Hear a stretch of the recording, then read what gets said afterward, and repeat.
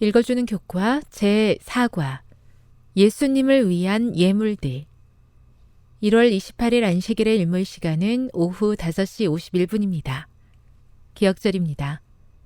내게 주신 모든 은혜를 내가 여호와께 무엇으로 보답할까? 내가 구원의 잔을 들고 여호와의 이름을 부르며 여호와의 모든 백성 앞에서 나는 나의 서원을 여호와께 갚으리로다. 시편 116편 12에서 14절 11조를 하나님께 드린 후 우리에게 남아있는 90%의 소유 중에서 드리는 헌금들이 있다. 여기에서 관대함이 시작된다. 하나님의 백성들은 속죄제, 감사 제물과 같은 각기 다른 종류의 예물을 드렸다. 속죄제는 하나님의 은혜에 반응하여 드리는 예물이었으며 감사 제물은 하나님의 돌보심과 건강, 제물과 같은 축복들에 감사하는 마음으로 드리는 예물이었다. 또한 가난한 자들을 돕기 위한 예물과 하나님의 성전을 건축하고 유지하기 위한 예물도 있었다. 우리에게 베푸신 하나님의 무한한 축복들을 생각할 때 우리가 각기 다른 목적으로 드리는 헌금은 특정한 사업을 진행하기 위한 재정 이상의 의미를 갖게 됨을 깨닫는다. 우리는 하나님께서 우리를 위해 행하신 일, 특별히 예수님의 희생에 대한 반응으로 하나님께 예물을 드린다.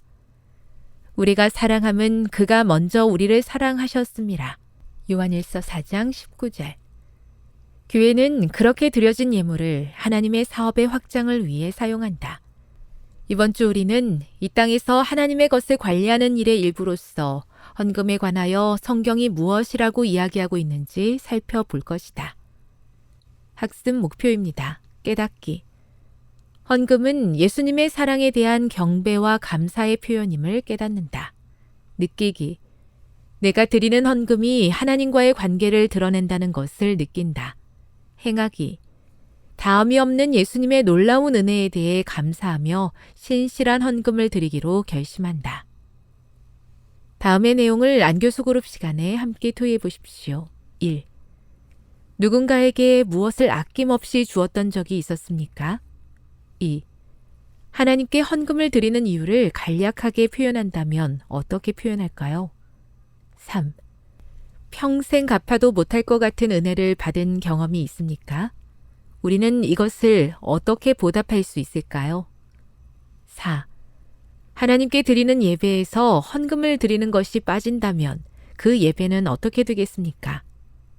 5. 고넬료가 하늘 천사의 방문을 받은 이유는 무엇이었습니까? 6.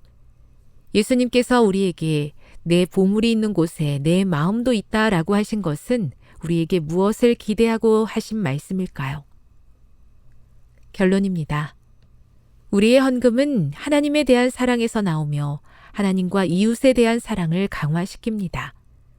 갚을 수 없는 하나님의 사랑을 생각할 때 우리도 넉넉한 마음으로 드려야 합니다. 헌금은 예배 행위로서 우리의 감사에 대한 표현입니다. 그것은 금액이 아니라 하나님에 대한 사랑과 주의 사업에 대한 관심으로 하나님께 기억됩니다. 하나님은 우리를 보시며 우리가 재정적으로 신실하기를 원하십니다.